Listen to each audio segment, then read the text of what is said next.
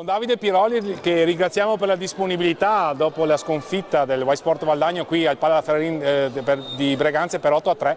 Come hai visto la partita, in particolare la tua partita, Davide? Intanto buonasera a tutti. C'è poco da dire stasera, qua c'è da fare delle scuse, soprattutto anche ai tifosi per la prestazione. Diciamo che non siamo scesi in campo. Non so spiegarmi il motivo, ma affrontare una partita così, un derby dove loro si giocavano tantissimo, ma anche noi comunque, perché potevamo arrivare sesti e niente, abbiamo fatto una partita forse la più brutta della stagione e si è visto, insomma, non c'è niente da dire, insomma, una partita no.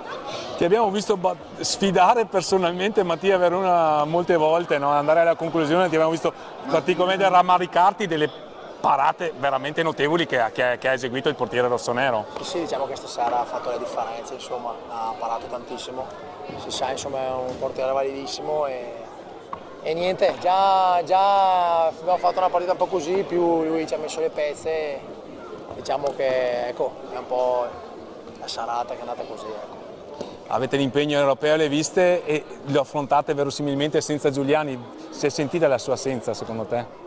Ma diciamo che sicuramente per noi Giuliano è importante, no? Perché 21 reti segnati in stagione. Sì, è il nostro capocannoniere, poi è un ragazzo con anche carisma per l'età che ha, è uno che fa gol. Però diciamo che comunque se giochiamo così, anche facciamo poco. Quindi siete un collettivo comunque. Non sì, siete... chiaro, quindi voglio dire, se non siamo in partita come stasera, adesso abbiamo un'uguagliata e venivamo da una prestazione buona con il Monza. E niente, abbiamo una settimana per lavorare benissimo perché sappiamo che per noi è un'opportunità importantissima anche per la società e niente, dobbiamo cambiare pagina insomma, ripartire alla grande. Una domanda personale, come concili il doppio impegno, allenatore dei giovanili e giocatore della prima squadra? Per me è una gioia, insomma, gioco con Nicolò Crocco che è un ragazzo che ho visto crescere e li ho praticamente messo sui patini, gioco insieme.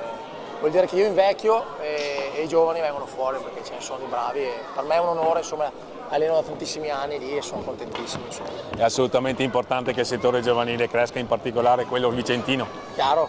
Anche per il futuro dell'hockey italiano. Sono d'accordissimo, è importantissimo, insomma, i giovani sono il futuro, quindi bisogna credere in loro. Grazie Davide, buona domenica e buon lavoro.